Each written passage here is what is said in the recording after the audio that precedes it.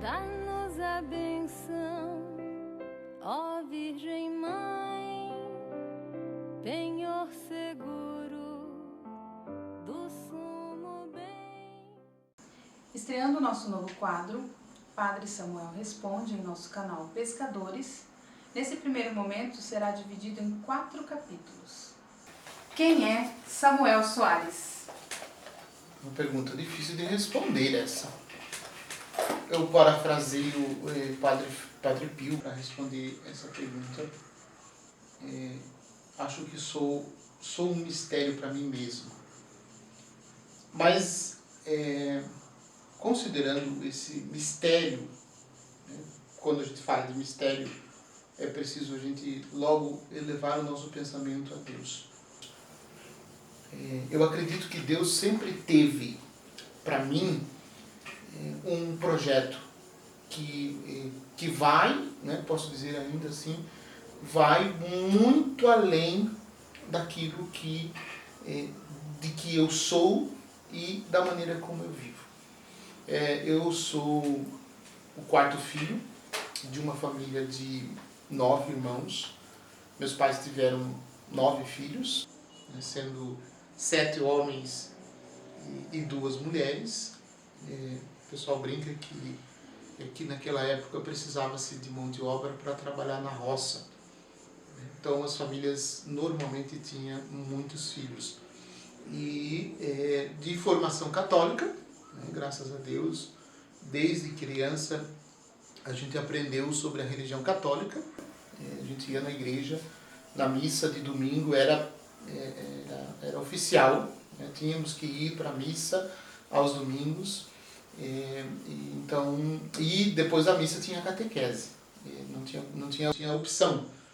Ia toda a criançada para a missa, né, em cima do cavalo, né, que a gente morava na roça e tinha mais ou menos 16 quilômetros de distância da casa à igreja. Então a gente precisava ir para a missa para manter a fé. E a gente ia, né, os menores em cima do cavalo e os maiores puxando o cavalo, que estavam os menores. Normalmente, né, era assim que funcionava. E a gente fui crescendo nesse ambiente. Meu avô muito católico, meus pais muito católicos. E a gente foi recebendo a formação da fé, a educação na fé católica nesse ambiente familiar. O que foi muito, muito bom nesse primeiro momento. Depois, nesse mesmo período, meu pai tinha um primo que era seminarista. E ele dizia que um dia ele viria me buscar na casa dos meus pais para ser padre. Por isso é importante a promessa que a gente faz para as crianças, né? As crianças costumam acreditar nas promessas dos adultos, né? E eu acreditei, quando criança acreditei nessa promessa.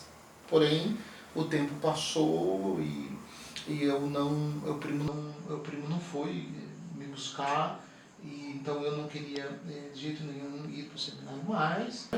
Aí a gente vai crescendo, a gente vai se tornando adolescente, a gente acha que é dono do mundo e etc, né? E aí, pela desistência do primo, eu também não queria mais ser padre. Porque meu primo não veio buscar, então também não queria ser padre.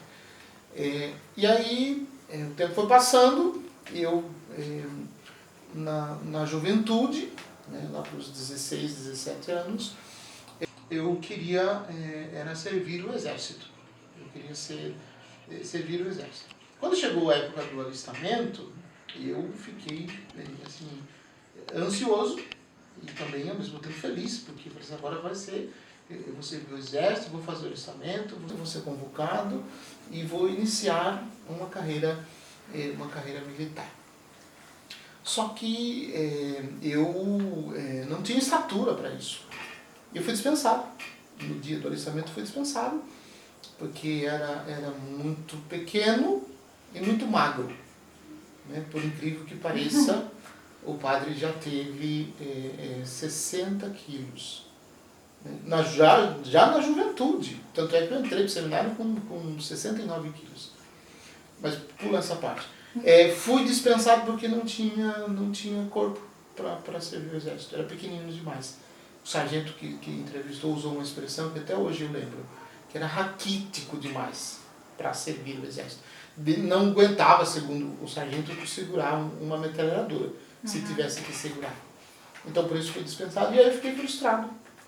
E juntando essa frustração, eu passei por um momento muito difícil, que é o momento de perda. Né?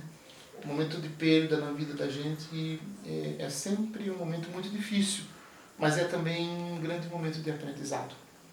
Então é onde eu fui começar a aprender um pouquinho mais quem era, de fato, o Samuel, aquele menino. Né? E quando isso aconteceu, eu tinha 16 anos, meu irmão tinha 19, e foi um choque muito, muito forte. Foi uma dor, né, terrível que a gente passou. E eu culpava Deus. Eu achava que se Deus era poderoso, a gente sempre ouviu isso na catequese, a gente sempre ouviu isso nos grupos de jovens na igreja, que Deus é amor e que Deus era poderoso. Então eu entrei em conflito, porque se Deus é amor, Deus é poderoso, por que permitiu que o meu irmão falecesse? E aí, o primeiro sentimento, né, do jovem nesse momento é de revolta. Eu me revoltei inteiramente contra Deus. Não queria nem ouvir falar do nome de Deus. E aí eu fui descobrindo, né, nesse processo, que Deus, no fundo, era o único que nunca me abandonou. E que a culpa do meu irmão ter falecido não era de Deus. Eu fui aprendendo isso com outros jovens. Eu, até então morava, um detalhe importante, a infância foi toda ela na cidade de Itapeva, no interior de São Paulo. Depois a pré-adolescência e a juventude foi na região de Porto Feliz. Eu morei na fazenda Jupira. E quando o meu irmão faleceu, eu estava na fazenda Jupira. E aí, aquele momento de revolta, né? E brigando com Deus, discutindo com o mundo, né? E não querendo saber de igreja, de nada. Mudamos para Boituva. Em Boituva eu fui conhecer a cidade de Boituva, né? Maravilhosa, magnânima cidade de Boituva. E numa tarde de sábado, eu fui surpreendido por uma, eu digo assim, por uma família inteira de pardais. Parece que se reuniram naquele dia todos os pardais do mundo numa árvore que tinha lá em Boituva, no centro da cidade. E ali eu fiquei observando aqueles passarinhos cantando por um momento. Depois eu escutei um barulho de cânticos, tinha um salão no fundo da igreja, estavam jovens reunidos lá. E eu falei, pô, onde tem jovem, normalmente costuma ter mulheres bonitas também. Então eu fui com a intenção de conhecer o grupo de jovens, mas na intenção de arrumar alguém que pudesse, de repente, construir um relacionamento. E fui recebido por uma moça, uma morena bonita, simpática, sorriu para mim na porta do salão. E eu me senti à vontade. Falei, pá, eu quero voltar aqui. Mas não pelo grupo de jovens em si, não pelo que faziam lá. Mas na tentativa de buscar uma namorada.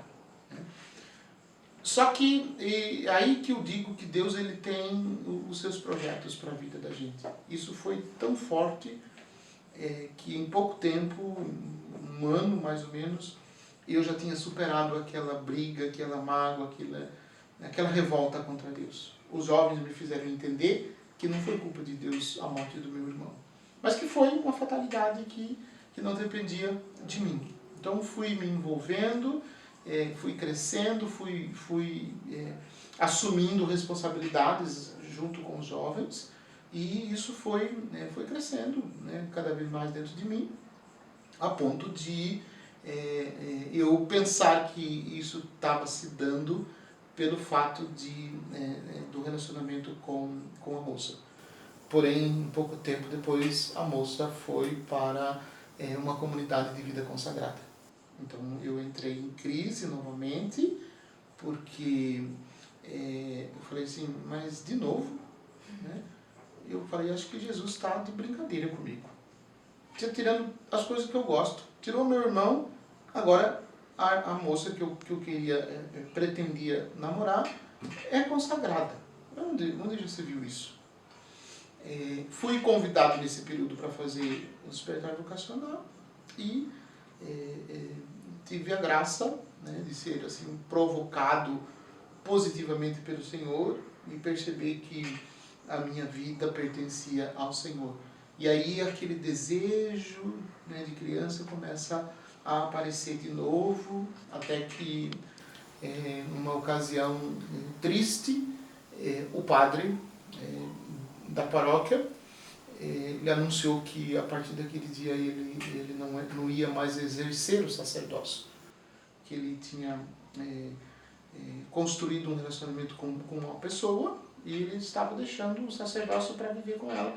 E aquele momento foi um choque para mim, porque eu nunca imaginava que o padre pudesse fazer isso e fazer daquela maneira. Mas, por outro lado, eu sentia Deus me chamando, porque como se eu ouvisse alguém dizendo assim, um padre deixando o sacerdócio, um padre a menos. Por que você não entra no seminário? E a continuidade dessa história vocês conferem no próximo capítulo. Dá-nos a benção, ó Virgem Mãe, penhor